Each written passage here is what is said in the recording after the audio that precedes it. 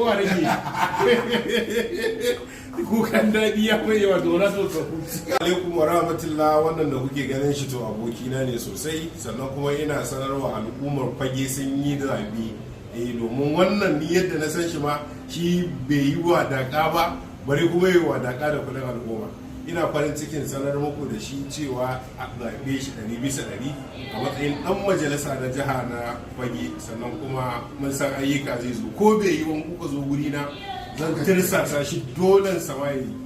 Muna fata kamar yadda yau zai kaddamar da